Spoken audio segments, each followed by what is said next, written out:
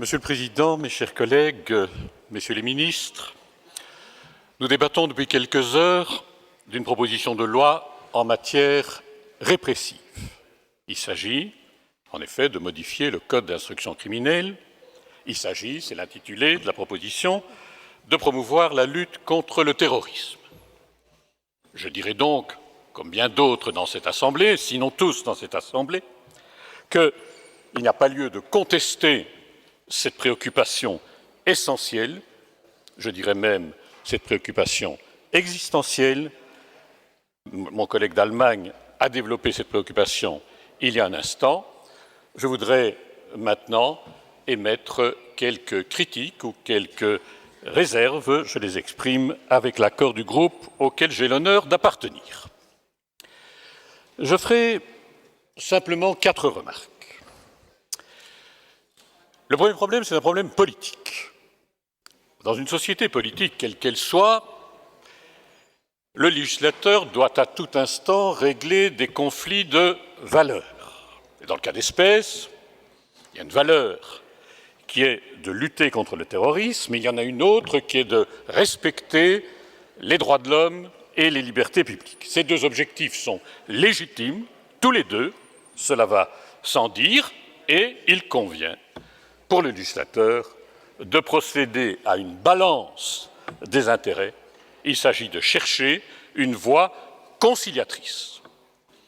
J'ai entendu dire, j'ai lu, je constate que la première préoccupation est manifestement privilégiée. Le secret professionnel, dit-on, s'efface dès que la lutte contre le terrorisme est engagée. La deuxième remarque, c'est une remarque constitutionnelle. Vous connaissez les articles 12 et 14 de la Constitution.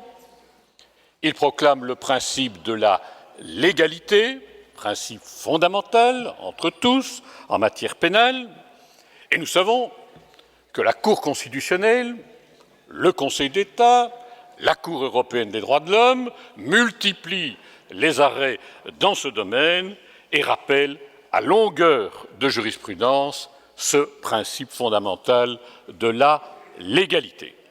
Il signifie, en l'occurrence, et c'est vraiment la moindre des choses, il signifie que l'on doit pouvoir identifier de manière précise et claire quelles sont les personnes qui sont visées par les nouvelles dispositions répressives.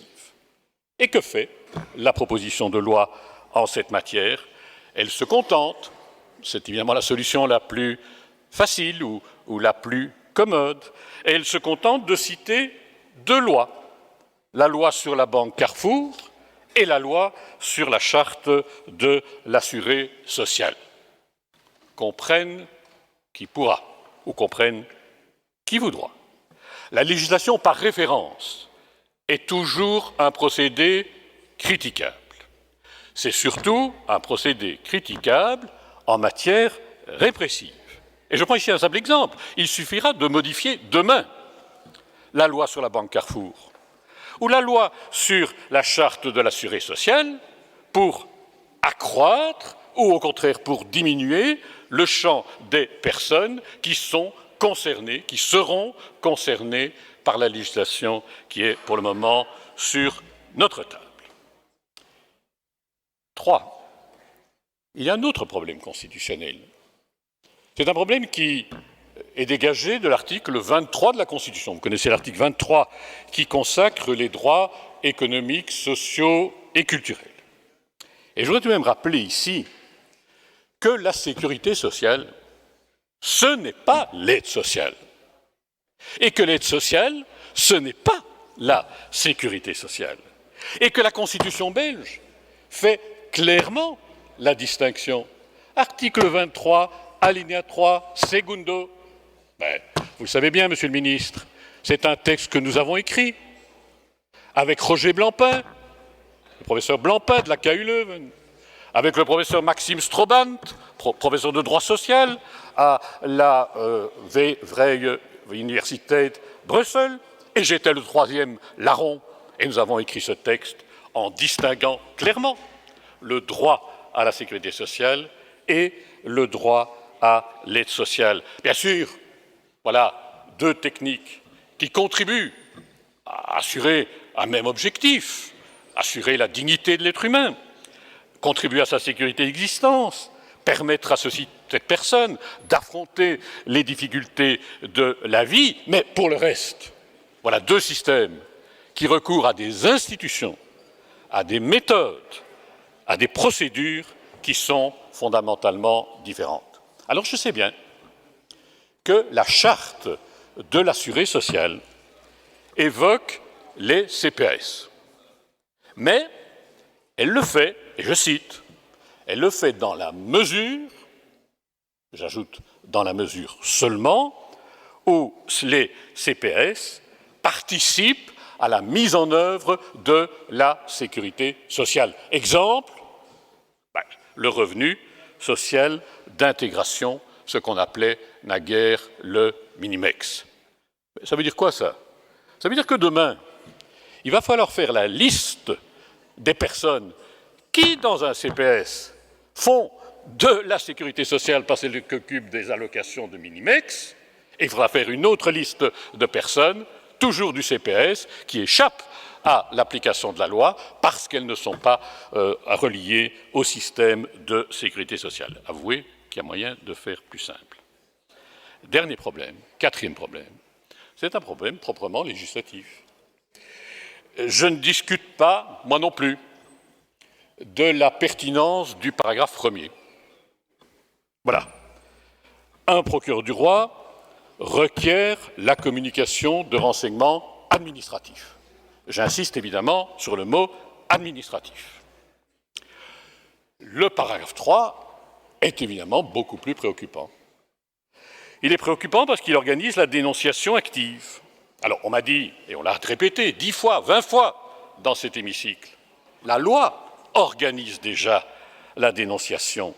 Lorsqu'une personne, toute personne à la limite, est amenée à constater une infraction, et notamment une infraction terroriste. Mais ici, il ne s'agit pas de ça. Il ne s'agit pas de ça. Le lien avec l'infraction est on ne peut plus ténu. Le lien est on ne peut plus distendu. M. Van Eyck le disait il y a un instant. Il s'agit quoi? Il s'agit de recevoir, oui, prendre connaissance, dit le texte de la proposition, prendre connaissance d'une ou plusieurs informations, par quels moyens, auprès de qui, par quel procédé, sur quel sujet. Pas de réponse, et je vous avoue que ce qui m'a le plus surpris et le plus inquiété dans le débat qui se développe depuis 4 heures, c'est qu'on nous dit, eh bien, on va faire une petite circulaire. Circulaire? Là, c'est plus le Parlement, c'est même pas le gouvernement, c'est un ministre qui va rédiger une circulaire. Monsieur le ministre de la Justice, nollum crimen sine lege, nolla pena sine lege, et la lege, c'est la loi. La loi, c'est la loi que nous faisons. Et ce n'est pas une circulaire. En réalité, ce que nous appelons, nous autres, chers collègues Veuille, on appelle ça les fausses circulaires. Les circulaires qui croient qu'elles ne font que donner les détails d'une législation ou un commentaire de la législation, mais qui en réalité complètent la législation. Ça, c'est le genre de situation que le Conseil d'État ne se prive pas d'annuler. Alors, je ne vais pas aller beaucoup plus loin. Je crois qu'il y a ici des critiques de, on dit parfois de légistique. Non, pas de légistique, de législation. Je n'ai qu'un mot à la bouche, moi, en lisant les textes. Flou, flou, flou. Le droit répressif